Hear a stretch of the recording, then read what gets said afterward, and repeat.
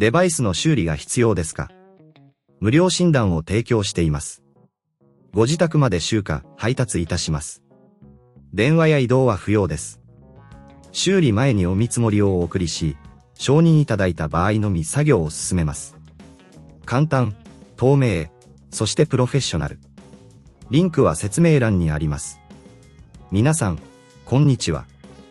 今日は Xiaomi のロボット掃除機の保証とメンテナンスについてお話しします。まず、ロボット掃除機の基本的な構造と、どのように修理やメンテナンスを行うかを見ていきましょう。まず、内部のクリーニングを行うために必要な工具を準備します。通常、プラスドライバーとトルクスドライバーが必要です。これらの工具を使って、ロボットのテーブを開けます。テーブのカバーには、いくつかのネジがありますので、慎重に外しましょう。ネジを外したら、カバーを優しく持ち上げてください。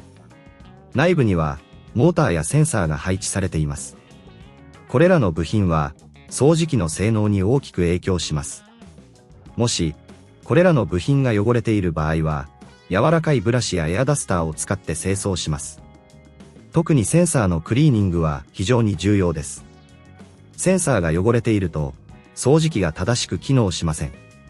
これが難しいと思われる場合は、ご自宅での集荷と配達サービスを提供していることを覚えておいてください。私たちが専門の技術者を派遣し、あなたのロボット掃除機を安全に修理します。次に、バッテリーの状態を確認します。バッテリーは、ロボット掃除機の心臓部です。バッテリーが劣化している場合、掃除機の運転時間が短くなります。バッテリーを取り外す際には、必ずネジを外し、接続ケーブルを丁寧に扱いましょう。バッテリーの交換は、簡単にできますので、必要に応じていってください。さらに、修理前の見積もり提供を行っていますので、もし修理が必要だと感じたら、まずは私たちにご相談ください。適切な見積もりを提示します。最後に、すべての部品を元に戻す際は、ネジをしっかりと締めることを忘れないでください。緩んでいると、掃除機の動作に支障をきたす可能性があります。そして、作業が完了したら、掃除機を充電し、再び使用できる準備が整いました。これで、Xiaomiロボット掃除機のメンテナンスは完了です。あなたの掃除機が長持ちすることを願っています。これで、メンテナンスの基本が理解できたと思います。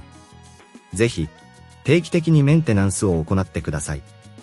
ロボット掃除機はあなたの生活を便利にしてくれる大事なアイテムです。デバイスの修理が必要ですか？無料診断を提供しています。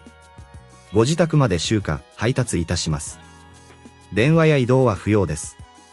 修理前にお見積もりをお送りし、承認いただいた場合のみ作業を進めます。簡単、透明、そしてプロフェッショナル。リンクは説明欄にあります。